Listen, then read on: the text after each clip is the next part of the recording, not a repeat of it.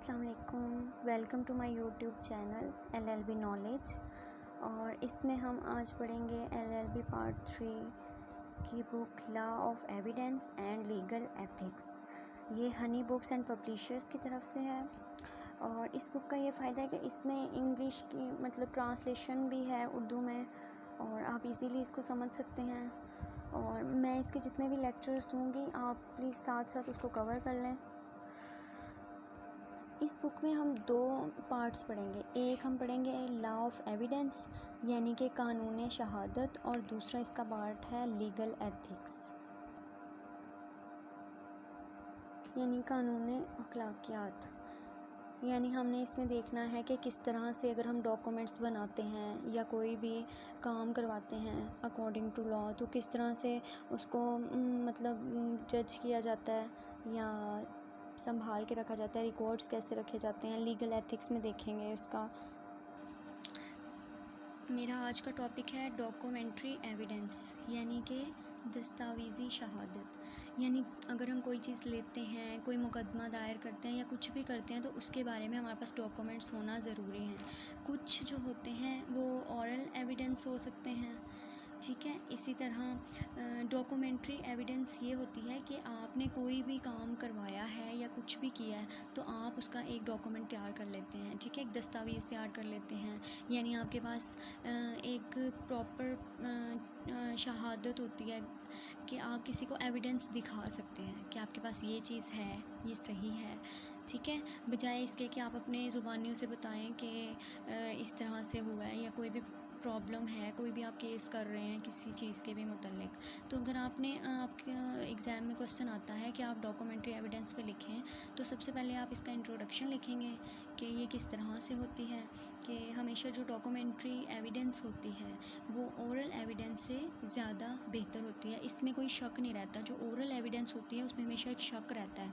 जब हम किसी को कोई बात ज़ुबानी बताते हैं तो वो उसमें तो शक रहेगा, लेकिन अगर हम उसको डॉक्यूमेंट्स के तौर पे लिख के दे देते हैं तो यानी कि वो हमारे पास एक एथिक हो जाती है चीज़ कि ये हमारे पास एक प्रूफ है। उसके बाद हम इसका मीनिंग देखेंगे। आपने बिल्कुल इसी तरह से पेपर सॉल्व करना है, तब आप अच्छे मार्क्स हासिल कर सकते हैं। उसके बाद हम इसका मीनिंग देखेंगे, यानी कि documentary evidence means all those documents which are produced for inspection of court. यानी कि दस्तावेज़ी शहादत वो तमाम दस्तावेज़ात होती हैं जिन्हें अदालत के सामने मुलाहिज़ा किया जाता है, यानी अदालत के सामने रखा जाता है। अगर हम इसके एक्सप्लेनेशन की तरफ आते हैं तो इसके दो टाइप्स हैं। एक तो इसमें हम टाइप्स ऑफ डॉक्यूमेंट्री एविडेंस के बारे में पढ़ेंगे, और एक हम इसमें टाइप्स ऑफ डॉक्यूमेंट्स के बारे में पढ़ेंगे। अब अगर हम देखते हैं टाइप्स ऑफ डॉक्यूमेंट्री एविडेंस, ठीक है, तो ये हमारे पास दो तरह की होती हैं। एक होती है प्राइमरी एविडेंस और एक होती है सेकेंडरी एविडेंस, यानी कि बुनियादी शहादत और सानवी शहादत। प्राइमरी एविडेंस जो है उसको अगर हम करना चाहें तो वो ऐसा डॉक्यूमेंट होता है, उसका मतलब डॉक्यूमेंट खुद है जो कि हमने इंस्पेक्शन ऑफ कोर्ट के सामने जो है वो रखना है, ठीक है। वो इसलिए बनाया गया है कि हम अदालत के सामने उसका मुलाहिज़ा के लिए पेश करते हैं, ठीक है। और अगर हम सेकेंडरी एविडेंस की तरफ जाते हैं यानी कि बुनियादी शहादत की तरफ, तो इसमें बहुत सारे इसकी डेफिनेशन आ जाती हैं, बहुत सारे टॉपिक्स आ जाते हैं, ठीक है। इसमें आज हम इन टॉपिक्स के बारे में पढ़ते हैं। तो इसमें सबसे पहले है सर्टिफाइड कॉपीज़ होती हैं, copies by mechanical process, copies made from or compared with original, oral accounts, counterparts of documents against parties। सबसे अगर हम फर्स्ट वन देखते हैं यानी कि सर्टिफाइड कॉपीज़, तो ये सेकेंडरी एविडेंस का मतलब ये होता है कि ये वो सर्टिफाइड कॉपीज़ होती हैं, वो मुसद्दका नकूल यानी कि नकल होती हैं उन डॉक्यूमेंट्स की जो कि बनाए जाते हैं अंडर प्रोविजंस ऑफ कानून शहादत ऑर्डर, यानी कि कानून शहादत ऑर्डर के कवानीन को मद्देनज़र रखते हुए जो कॉपीज़ की नकूल की जाती हैं उसको सर्टिफाइड कॉपीज़ कहते हैं, ठीक है, सेकेंडरी एविडेंस की। अगर हम कॉपीज़ देखते हैं बाय मैकेनिकल प्रोसेस, तो इसमें ये होता है सेकेंडरी एविडेंस का मतलब ये होता है वो कॉपीज़ जो कि किसी ओरिजिनल प्रोसेस के तहत बनाई जाती हैं, ठीक है, यानी कि नकल तो होगी लेकिन हम उसको किसी ओरिजिनल प्रोसेस से बनाएंगे तो वो हमारे हमारे पास कौन से होते हैं, कॉपीज़ होती हैं बाय मैकेनिकल प्रोसेस, किसकी, सेकेंडरी एविडेंस की। अगर हम कॉपीज़ मेड फ्रॉम और कंपेयर्ड विद ओरिजिनल ये वाला देखते हैं तो इसमें होता है कि ये वो कॉपीज़ होती हैं जो कि हम कंपेयर करते हैं ओरिजिनल के साथ, यानी कि हमने एक ऐसी कॉपी बनानी है जो बिल्कुल ओरिजिनल जैसी लग रही हो उसके साथ। यानी अगर हम ओरिजिनल का और कॉपी का डिफरेंस देखें ना तो वो बिल्कुल सेम लग रहा हो, यानी पता ना चल रहा हो कि दोनों में ओरिजिनल कौन सा है। फिर आते हैं ओरल अकाउंट्स। ओरल अकाउंट्स या फिर डॉक्यूमेंट्स जो हैं, डॉक्यूमेंट कंटेंट्स ऑफ डॉक्यूमेंट्स, यानी कि दस्तावेज़ात के मुंदरजात का ज़ुबानी बयान। यानी कि कुछ तो ये होता है कि देखें कोई तो हमने डॉक्यूमेंट्स जो हैं वो दे दिए एविडेंस के तौर पे, ठीक है, लेकिन कुछ ऐसे होते हैं कि कोई एक ऐसा पर्सन जिसने डॉक्यूमेंट पढ़ा भी नहीं है, उसको देखा तक नहीं है, लेकिन वो उसके बारे में बयान दे रहा है, ठीक है, तो उसको हम क्या कहेंगे, oral accounts of contents of documents. फिर हमारे पास आता है counter parts of documents against parties, यानी कि नकूल जो फ़रक़ीन के मुकाबले हों, यानी कि इसमें वो सेकेंडरी एविडेंस जो हैं शामिल होते हैं जो कि किसी काउंटर पार्ट्स ऑफ डॉक्यूमेंट जो कि किसी एक पार्टी के मुतल्लिक होते हैं, उसके ख़िलाफ़ होते हैं, और ये कभी भी एग्जीक्यूट नहीं होते, यानी कि इनकी तकमील नहीं होती, ठीक है। अब हमने क्या पढ़ा है कि टाइप्स ऑफ डॉक्यूमेंट्री एविडेंस में हम पढ़ लेंगे। अब हम नेक्स्ट इसका देखते हैं कि types of documents. Types of documents जो हैं ये भी दो तरह के होते हैं, पब्लिक डॉक्यूमेंट्स और प्राइवेट डॉक्यूमेंट्स। जो तो हमारे प्राइवेट डॉक्यूमेंट्स होते हैं उसमें वो तमाम डॉक्यूमेंट्स शामिल होते हैं जो कि पब्लिक ना हो। अब हम पब्लिक डॉक्यूमेंट्स पे कर लेते हैं। तो पब्लिक डॉक्यूमेंट्स जो हैं हमारे पास ये पब्लिक डॉक्यूमेंट्स हैं और इसमें है स्वर्चन authority, official bodies and tribunals, public officers, public records of पीडी, यानी कि private documents, records of judicial proceedings, maintenance of documents, registered documents और सर्टिफिकेट्स।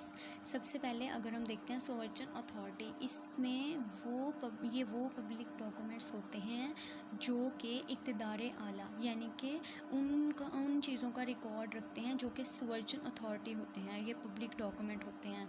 और अगर हम ऑफिशियल बॉडीज़ और ट्रिब्यूनल्स देखते हैं तो ये वो डॉक्यूमेंट्स होते हैं जिनमें रिकॉर्ड रखा जाता है ऑफिशियल बॉडीज़ का, ट्रिब्यूनल्स का, ठीक है, यानी कि सरकारी अदारों का और ट्रिब्यूनल्स के बारे में जो रिकॉर्ड्स रखे जाते हैं। अगर हम पब्लिक ऑफिसर्स देखते हैं तो ये वो डॉक्यूमेंट्स होते हैं जिनके अंदर पब्लिक ऑफिसर्स का रिकॉर्ड रखा जाता है, जैसे कि आप पब्लिक लेजिस्लेटिव देख लें, जुडिशल देख लें, एग्जीक्यूटिव ऑफिसर्स देख लें, और किसी भी पार्ट का, पाकिस्तान के किसी भी पार्ट का या बाहर से जितने भी फॉरेन कंट्रीज़ हैं उनके जितने भी मतलब हिस्से हैं, उनके गैर मुल्क के सरकारी कानून हैं, चाहे हमारे पास जितना भी अदलिया है उसके बारे में जितने भी रिकॉर्ड्स रखे जाते हैं वो इसके अंदर रखे जाते हैं ऑफिशियल्स बॉडीज़ एंड ट्रिब्यूनल्स में, ठीक है, और पब्लिक ऑफिसर्स के अंदर रखे जाते हैं, ठीक है।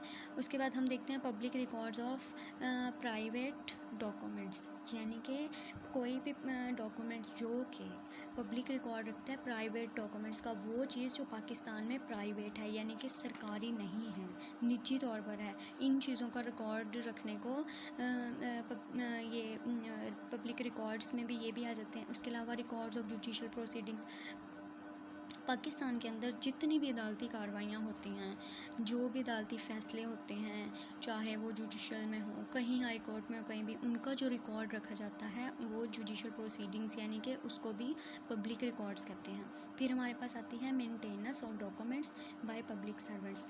अब वो रिकॉर्ड्स जिनकी किसी मतलब अकॉर्डिंग टू एनी लॉ हम उसको रख सकते हैं, यानी कि उसको बरकरार रखा जाता है ताकि बाद में हम उसको पढ़ सकें, यानी ठीक है, उसको वो भी पब्लिक डॉक्यूमेंट्स में आते हैं। फिर जितने रजिस्टर्ड डॉक्यूमेंट्स होंगे जो कि एग्जीक्यूट नहीं हो सकते वो भी पब्लिक डॉक्यूमेंट्स आएंगे। फिर सर्टिफिकेट्स जो होते हैं ये भी वो डॉक्यूमेंट्स पब्लिक डॉक्यूमेंट्स होते हैं जो कि डिपॉजिटेड होते हैं, ठीक है, और इनको डिपॉजिट किया जाता है according to provisions of electronic transaction ordinance 2002 में, ठीक है। आज हमने टाइप्स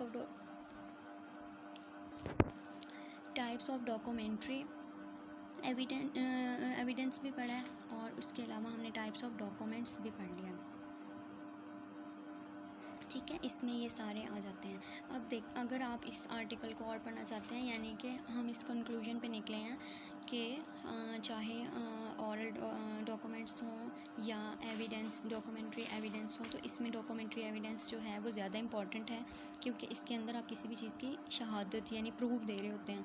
अगर आप इसको मज़ीद पढ़ना चाहते हैं तो ये आर्टिकल नंबर 72 से 84 कानून शहादत ऑर्डर जो है उसमें है, तो आप वहाँ से रीड कर सकते हैं। प्लीज़ मेरे चैनल को सब्सक्राइब कर लें, लाइक करें, शेयर करें, और अगर आप चाहते हैं कि आप रोज़ नई नई वीडियोस देखते रहें तो प्लीज़ मुझे कमेंट में बता सकते हैं आपको कौन सा टॉपिक समझ नहीं आ रहा। अगर आपको कोई और इशू है LLB पार्ट 1, 2, 3 से रिलेटेड BZU से, तो आप मुझसे कंफर्म कर सकते हैं, मुझसे पूछ सकते हैं।